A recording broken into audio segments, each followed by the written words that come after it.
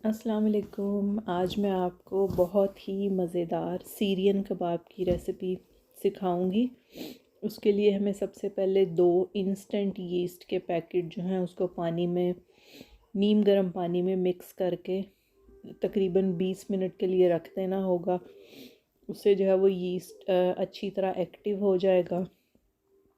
اس کے بعد ہم چاپر میں 2 ریڈ شملہ مرچ کے بڑے بڑے ٹکڑے کاٹ کے ڈال لیں گے، اور ساتھ 3 یا 4 میڈیم سائز کی پیاز لے لیں گے۔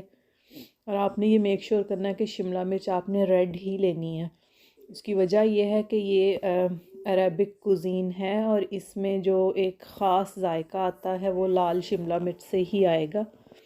ایسا نہیں ہے کہ آپ کوئی اور کلر کی یا گرین ڈالیں گے تو اچھے نہیں بنیں گے، اچھے بنیں گے، لیکن وہ پھر اپنا دوسرا ٹیسٹ ہو جائے گا، کانٹیننٹل ٹیسٹ۔ اس میں جو عربک کوزین ہے اس کا ٹیسٹ نہیں آئے گا۔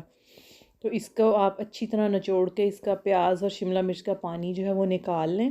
اس کو چاہیں تو آپ کسی اور سبزی میں بھی یوز کر سکتے ہیں۔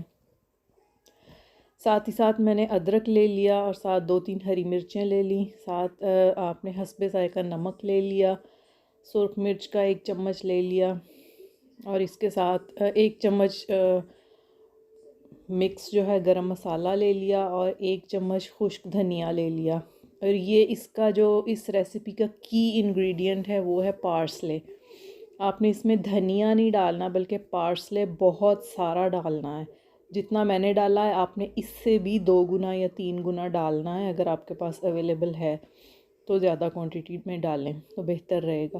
اور اس میں نے قیمہ ڈال کے اچھی طرح اس کو چاپ کر لیا تاکہ سارے مسالے قیمے کے اندر مکس بھی ہو جائیں اور قیمہ جو ہے وہ باریک بھی ہو جائے۔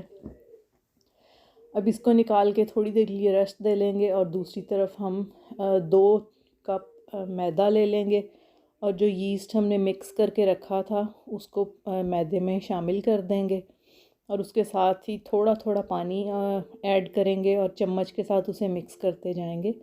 پانی جو ہے اس کو بالکل تھوڑا تھوڑا ملائیں تاکہ جتنی ضرورت ہو ہمیں اتنا ہی پانی اس میں شامل کیا جائے۔ اور یہاں پہ پیٹا بریڈ کے لیے ہم نے ڈو بنا کے رکھ لی ہے۔ اس کو تقریباً 20 سے 30 منٹ تک اب ہم ریسٹ دیں گے۔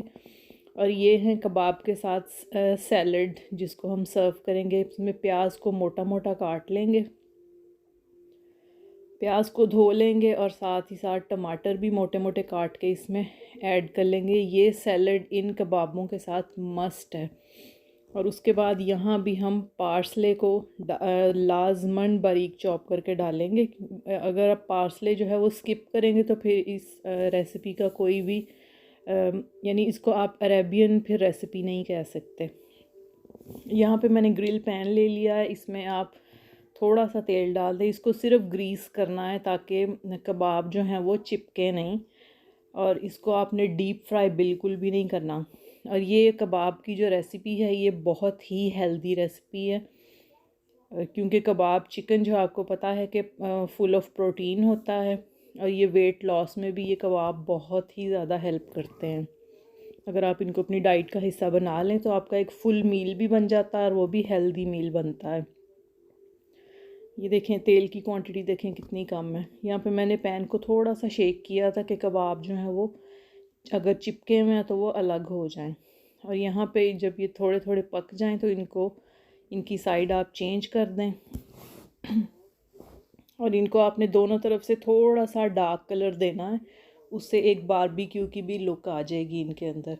اور یہاں پہ میدا جو ہے دیکھیں ڈبل سائز کا ہو چکا ہے، اور اس کو میں نے دوبارہ مکس کر لیا ہے تاکہ یہ ڈیفلیٹ ہو جائے۔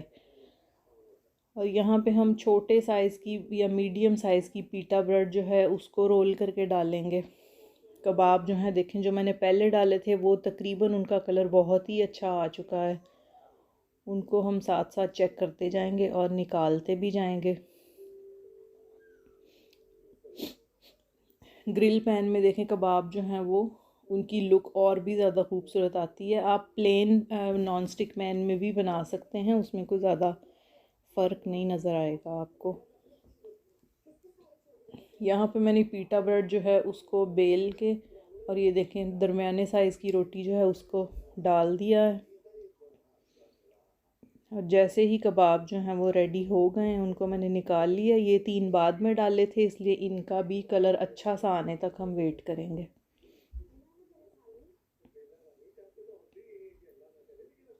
پیٹا بریڈ کو دونوں طرف سے اچھی طرح پکا لیں تاکہ یہ میدا ہوتا ہے اور یہ اچھی طرح پکنا چاہیے، اس کو کچا بالکل بھی نہیں رہنا چاہیے. اس کے اب میں 4 ٹکڑے کر لوں گی.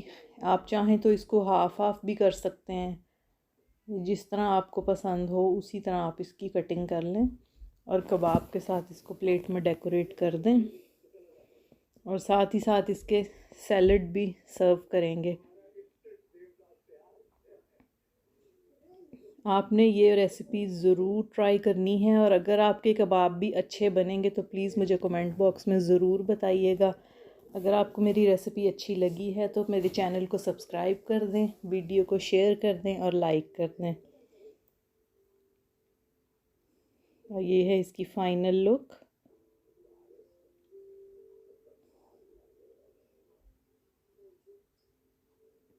اس کے ساتھ آپ چاہیں تو کوئی بھی سوس بھی اپنی مرضی کی لے سکتے ہیں. اللہ حافظ.